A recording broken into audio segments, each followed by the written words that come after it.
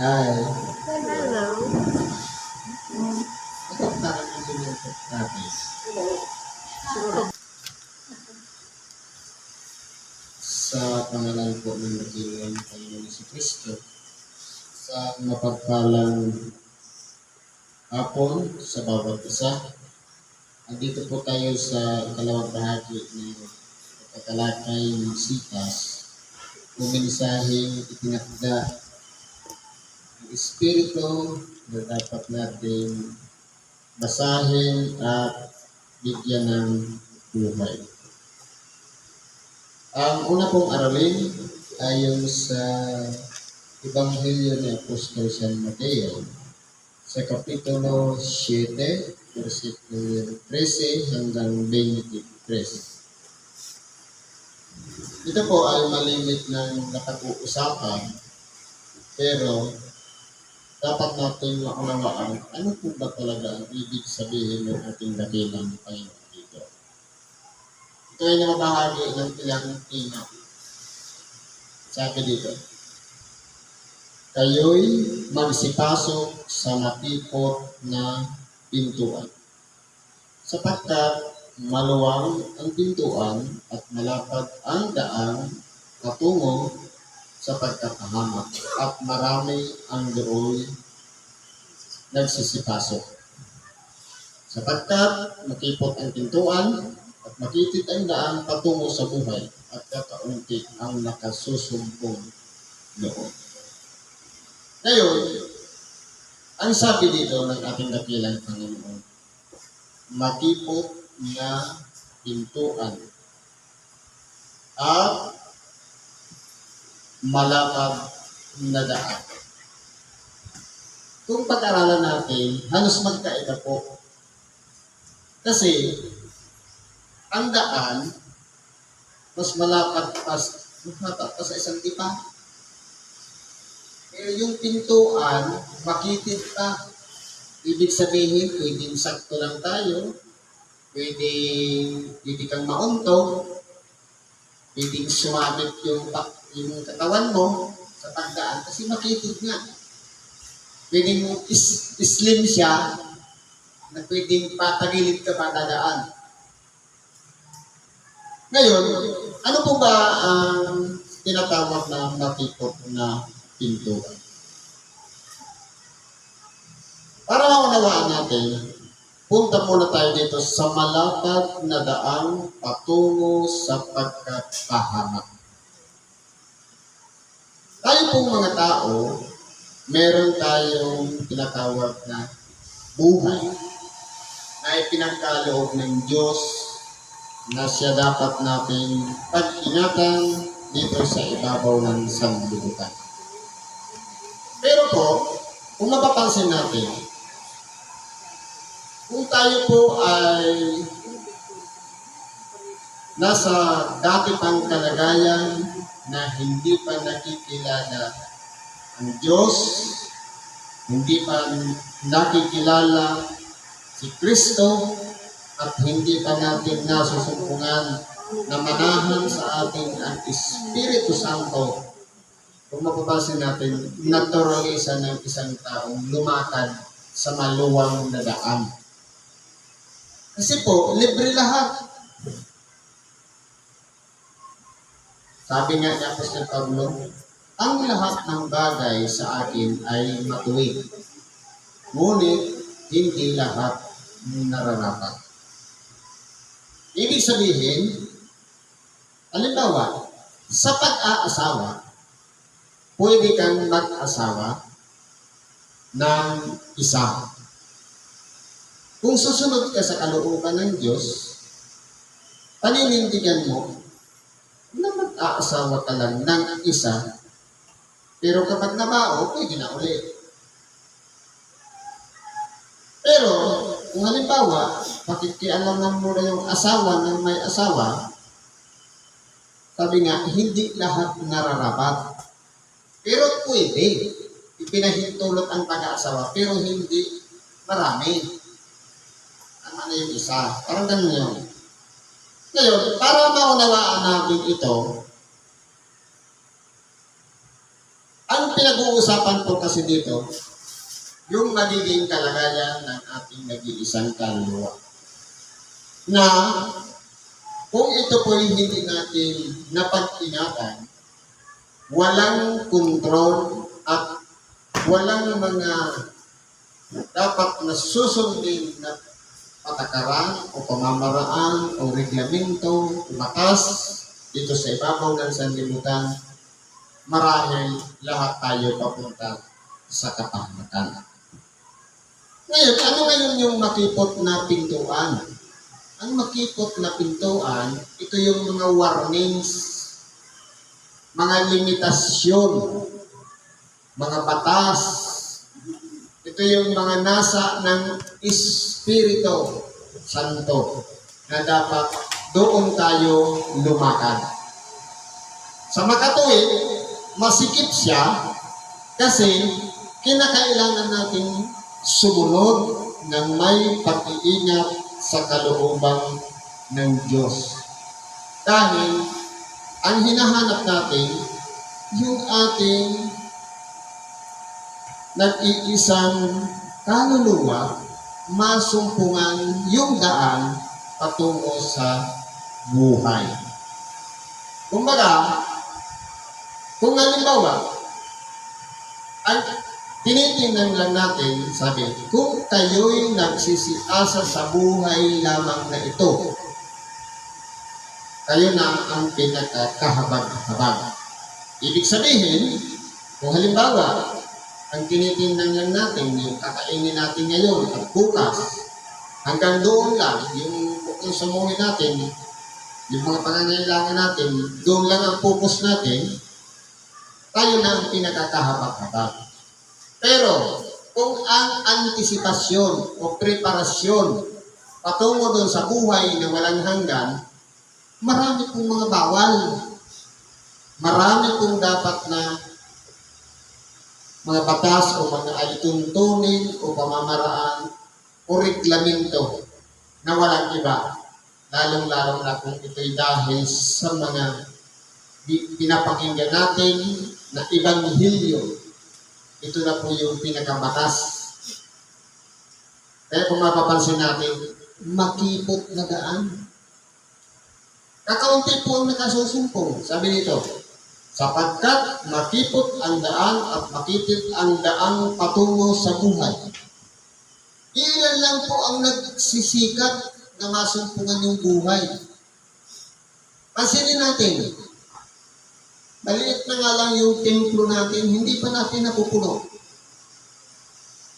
Pero yung 1,000, sabihin natin na 500 lang na upuan ng sabungan.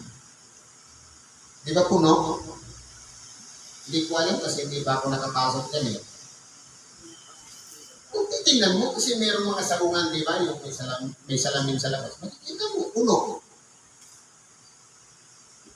Pero, yung simbahan, palaging malawak ang bakante. Kaya sinasabi dito, makitid ang daan patungo sa buhay, kakaunti ang nakakasumpong. Dahil hindi pa nga natin mapuno yung upuan para marami tayong mahikayat. Ngayon, yung maluwang na daan patungo sa pagkapahaba, dahil po wala silang pagpapahalaga sa kanilang nag-iisang kaluluwa. Kasi bisyo yun eh. Nandun yung, kasi ang bisyo, nakakahikayat din. Makakita lang ng manok, sabihin, magandang pagsabong yun ah. Sabong natin sa linggo. Baga, ayot yun. Pero, pagdating naman sa simbahan, tara, simba tayo sa linggo. Minsan, mag-aaway pa kayo. Dahil hindi kayo magkasundo. Dahil magkaiba talaga yung sitwasyon mo sa sitwasyon ng isa. Kapag niyaya mo sa pagsimba, hindi ka talaga sasang-ayunan. Pero, kapag nakita yung tindig ng manok, sabong natin yan sa Lagunoy. Sigurado yan. Hindi pa dumarating yung oras ng sabong, nakaready na yan. Dahil, kung sabi nga ng iba, libangan. Pero ang pinag-uusapan lang doon, pansanlibutan lang. Yung inaasahan lang sa buhay na ito. Kaya ang magkasumpungan niya, magiging kahabag-habag. Ngayon,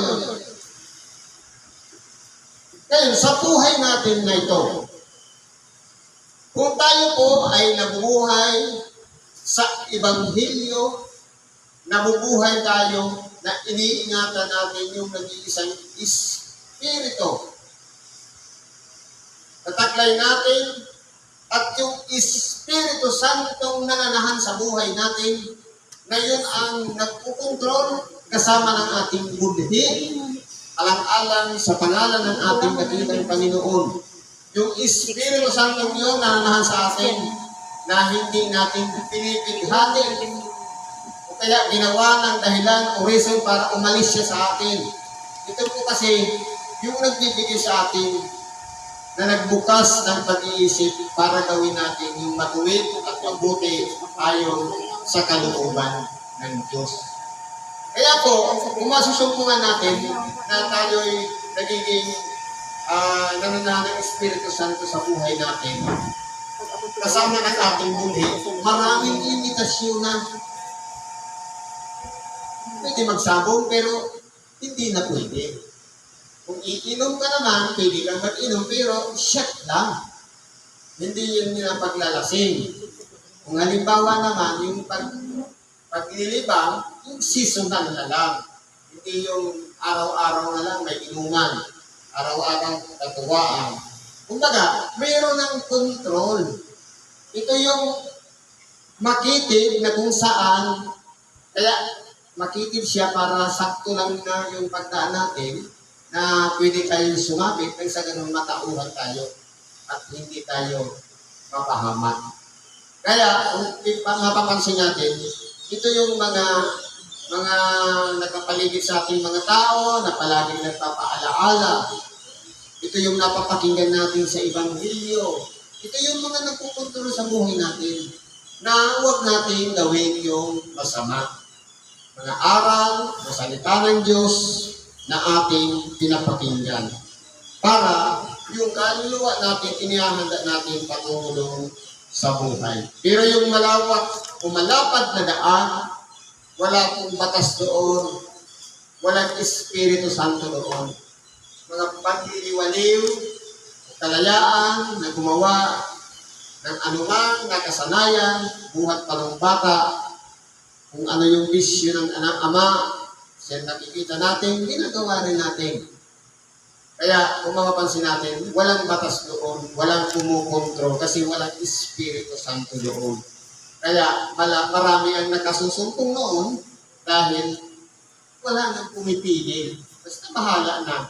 Gawin mo lang yung layaw mo, yung gusto natin, yung hilig, o pitak ng laman. Yan po yung mga malapad na daan. Pitak ng laman ang nasusunod.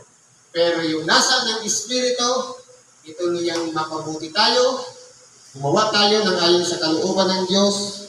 Ito yung makitid na daan dahil kukontrolin tayo ngayon at ipamumuhay na natin ang Ebanghelyo ating pinapakinggan. Kaya kung mapapansin natin, may pagkakaiba po siya.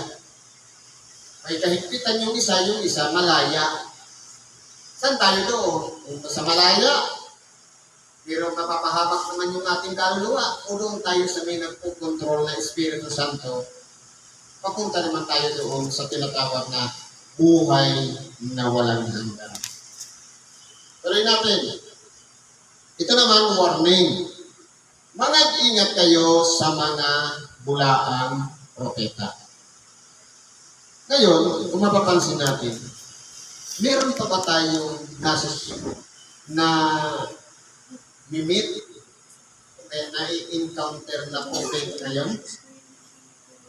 Ano yung tinatawag na propeta? Pag sinabing propeta, preacher, nagpagpahayag ng salita ng Diyos.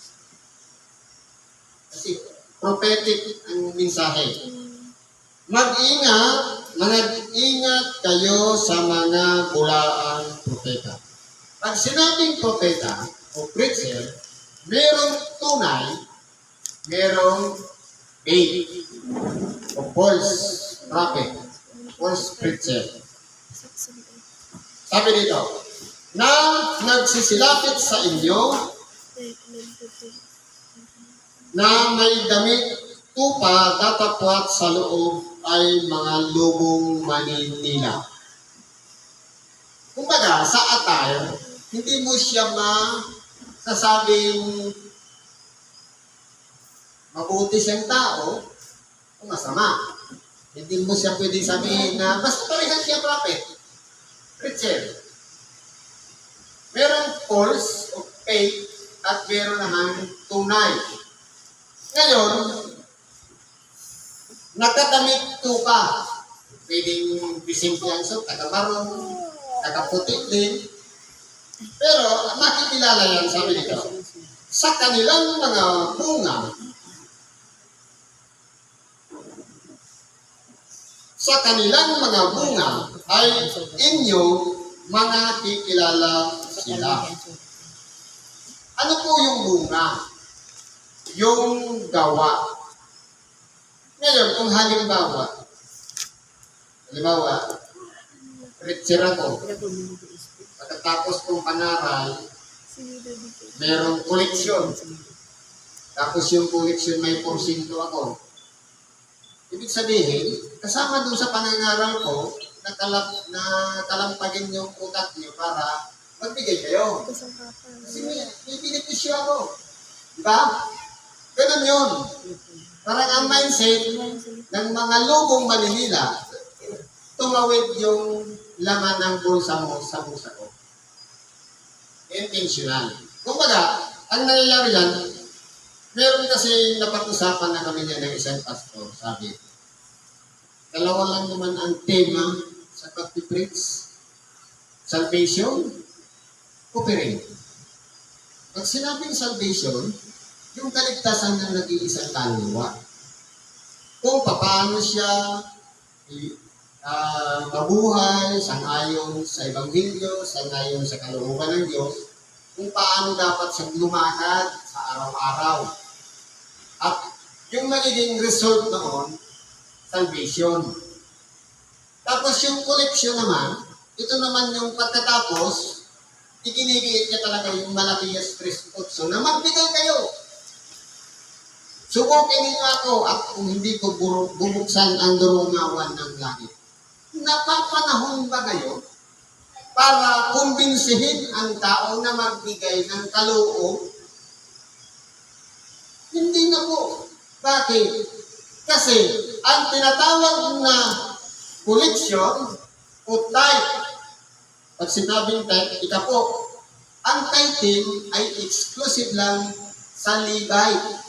Ibig sabihin, meron nga siyang Levitical tithing na kung saan ang 11 magkakapatid mula kay Ruben hanggang kay Benjamin magbibigay ng ikapo, i-receive ngayon ng Levite, mga Levita.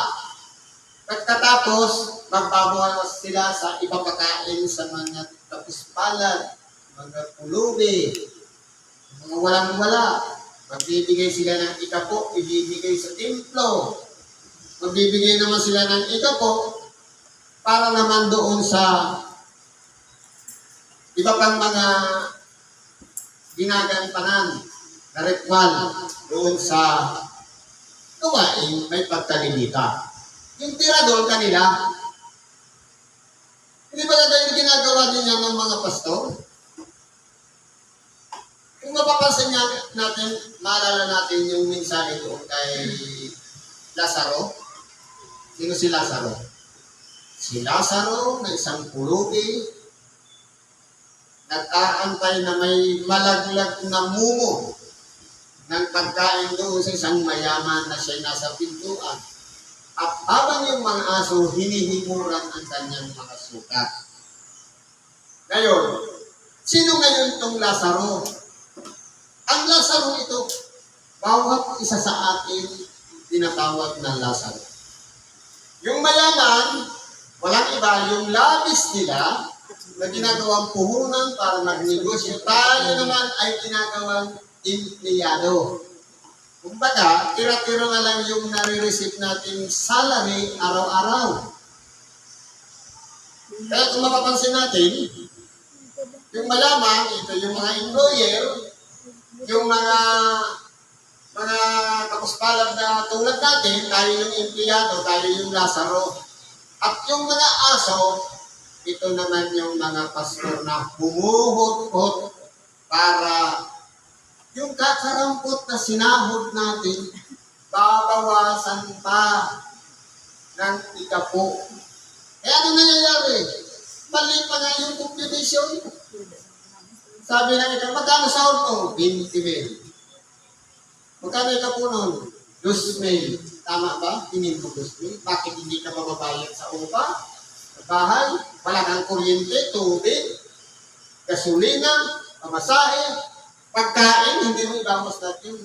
Sabi ko, kung ang sahod mo 20,000, tapos ang gastos mo 18,000, ang tira mo 2,000, ang ikapot ng 2,000, 200. Yan lang ang ibigay. Hindi yung 2,000 kahit umutang pa nga lang, alam ng pastor. Oh, di ba nag-loan ka? Kung dapat magbigay ka, yung niloan mo na 100K, magbigay ka ng ikapo, 10K. Ang sarap naman ang buhay ka po ng pastor. Sila yung mga bulaang propeta na walang iba nakikilala sa bunga. Dahil ang ginagawa nila, walang iba pakinabang sa kapwa. Oh. Eh malinaw, di ba? Sabi nga dito, nagsisilapit sa iyong mga damit tupa. Hindi pa na ganun, hindi simple talaga ang suot nila. Kasi preacher nga eh. Sila yung mga edukado. Tingnan. Pero sa bunga nila makikilala dahil nakikinabang sila. Di ba ang sarap ng tumatay dito sa unahan? Nag-preach ka, libre. Di ba? Kaya sabi nito, nakapuputi baga ng mga ubas sa mga tinikan, unang mga igos sa mga dawagan. Pwedeng mangyari ba na ang pula maging puti? Hindi. Kung talagang maitim ang budhi, talagang maitim na ang budhi. Kung masama ang ugali, hindi na talaga pwedeng baguhin yan na gagawin mong plastic na hindi kaya ng ginagawa ng mga Pariseo na sinabi ng ating dakilang Panginoon na nagpapalapad ng kanilang mga pilakterya para pagdating doon sa mga pamilihan, pinapalakpakan nandiyan na yung mga saserdote, mga eskribas, Pariseo, na para talagang sikat na sikat. Kaya hindi pwede. Kung ano talaga yung pagkakakilanlan, kung talagang hudutino talagang pastor, talagang ganun talaga ang gawain, hindi na yun pwede mapabuti. Talagang masama na talaga yun. Sila yung tinatawag na mga bulaang propeta.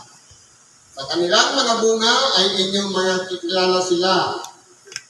Sabi dito, gayon din naman, ang bawat mabuting kahoy ay nagbubunga ng mabuti.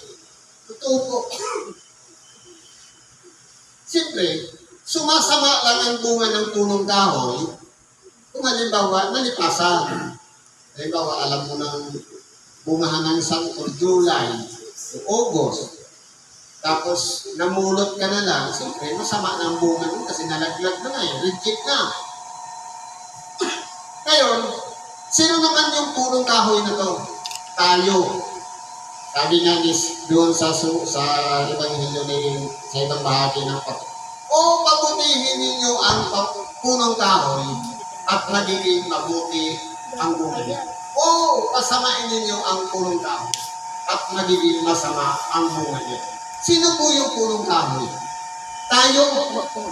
Tayo yung punong kahoy na nagmula sa kawalan, nilinisan, tinatawad, at kinupkop ng Diyos para patirahin niya ng Espiritu Santo.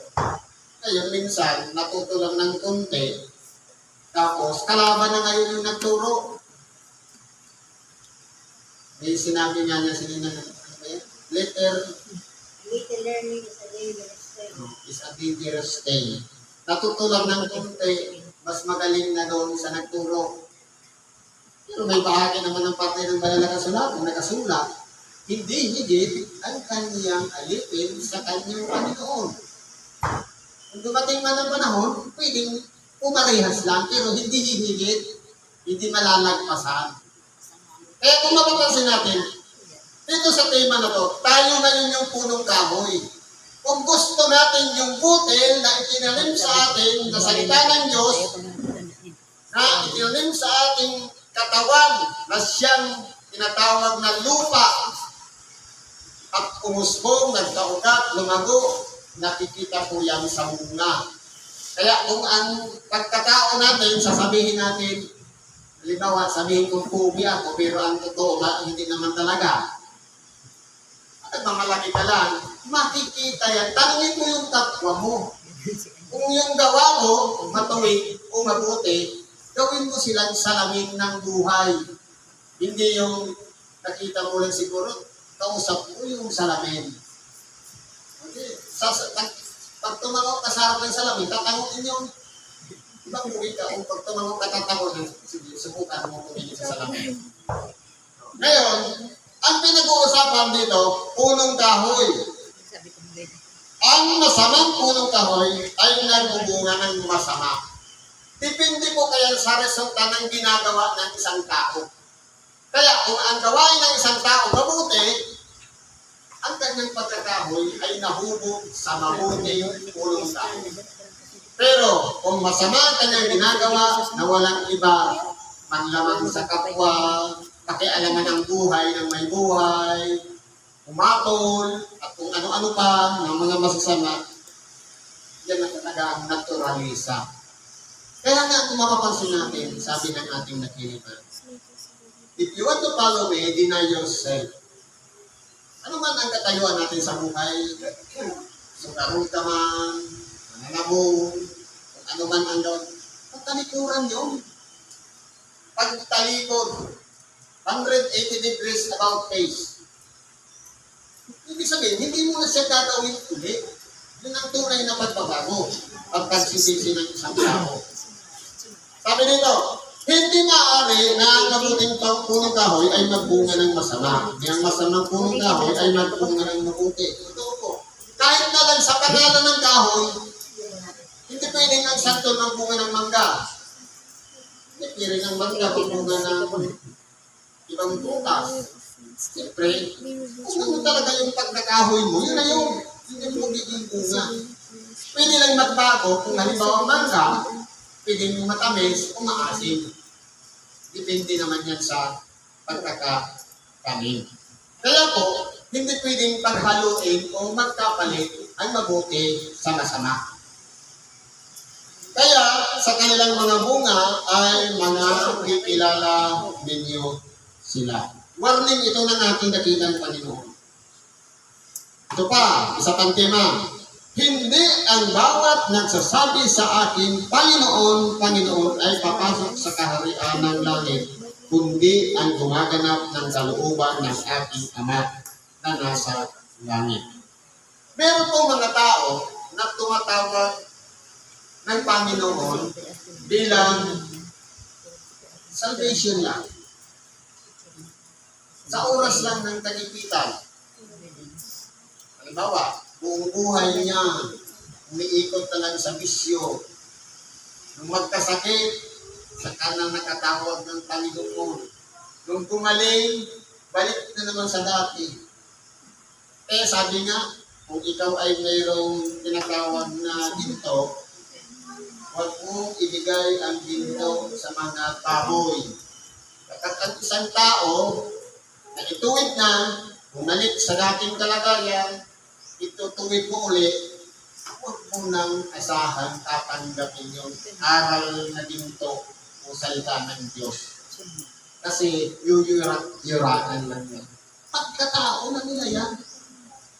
Kaya po, mayroong mga tao na tinatawag lang ng Panginoon sa oras ng pangangailangan. Meron din mga tao na seasonal na tinatawagan ng Panginoon. Kaya po, dapat, ang importante po dyan, meron tayong connection kay Lord. Na kung saan, kilala natin siya at yung kanyang ebanghelyo, ipinamumuhay natin at nararamdaman din natin ang presensya ng Espiritu Santo sa buhay natin. Sa pagkatuwid, kilala rin tayo. Kasi nananahan nga niya sa buhay natin. Ibig sabihin, vice versa, kilala natin si Lord at kilala niya tayo. Kasama tayo doon sa mga ipinibilang niyang mga tupa na pinahahalagahan niya. Kaya nga tayo may mga protector eh. Kaya nga tayo minsan, kapag pinanghihinaan na, hindi na nakakarating sa simbahan, parang bang may kumakalabit sa atin na bumalik muli tayo para makinig ng ebanghelyo sa templo. Kaya po, ang tunay na nakakakilala sa ating dakilang Panginoon, yung kinikilala din ng Panginoon. Sa makatuwid bagay, hindi lahat, sabi dito, hindi ang bawat nagsasabi. Hindi dahil sinabi mo lang, paano kung halimbawa, nakasanayan mo na palang parang bulalas ka lang ng muso. Diba? Yung nagulat lang, nasabi niya, Jesus Christ. Yung mali-mali, tapos nabanggit niya Jesus Christ, ibig sabihin, makapapasok na ba sa karya ng langit? Dahil sinabi niya, Jesus Christ, tapos na. Kundi sabi dito, marami kundi ang gumaganap ng kalooban ng ating amang nasa langit. Ano yung kalooban ng Ama? Ano yung will niya? Walang iba, yung kalooban niya, yung salita ng Diyos. Hindi lang kilala natin si Kristo, dapat kalakip nun yung aral o ebanghelyo ipinamumuhay natin. Sampul na lang. Palagi ko itong binabanggit eh. Narinig ninyo ikang sinasabi, ibigin mo ang iyong kapwa, kaputan mo ang iyong kaaway. Dati, ngunit ngayon sinasabi ko sa iyo, ibigin mo ang iyong kaaway, idalangin mo ang sa inyo'y nagsisikusik. Salita ng Diyos ba yun? Opo. Ngayon, kung hindi natin yan ina-apply, kaibigan, kaaway pa rin yung pamantayan natin sa buhay ngayon, wala pa doon ang tinatawag na salita ng Diyos. Dahil ang salita ng Diyos, yung kaaway, iibigin natin. Sino yung una natin kaaway? Hindi yung asawa. Hindi yung kapamilya. Hindi kaibigan. Sarili. Gusto mong magsimba, bigat sa katawan, dami ko labahan. Gusto mo pumunta ng templo para makita mo, namimiss ko na si Brad Michael. Parang iba lang ang purpose. Dapat, pumunta tayo dito dahil gusto natin sambahin ang Diyos. Yun yung kalooban niya. Kasi po ang hinihingi ng Diyos, papurihan siya. Sambahin siya at luwalhatiin siya.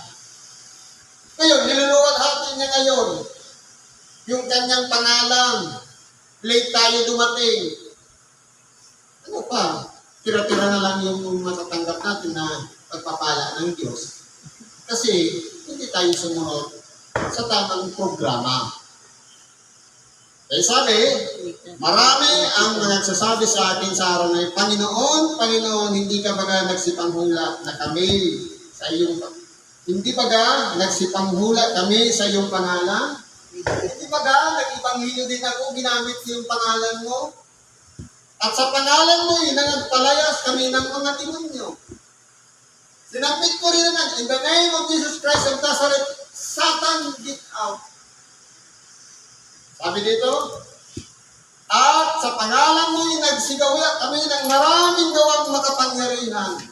Dahil sa pangalan mo, in the name of Jesus Christ of Nazareth, sa dami kong hinilot, gumaling. Sabi dito, Kung magkagayoy, ipahahayag ko sa kanila, kailanman hindi ko kayo nakikilala. Magsilayo kayo sa akin, kayong manggagawa ng katampalasan.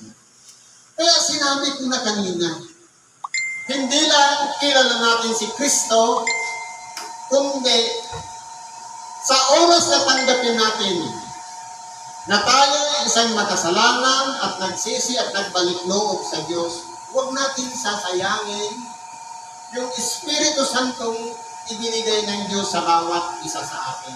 Hipighatiin man yun. Dahil yun ang sinyal ng pagkakakilanlan ni Kristo sa atin. Yung Espiritu Santong nananahan sa buhay natin. Kaya kung mapapansin natin, halimbawa, andito tayo ngayon.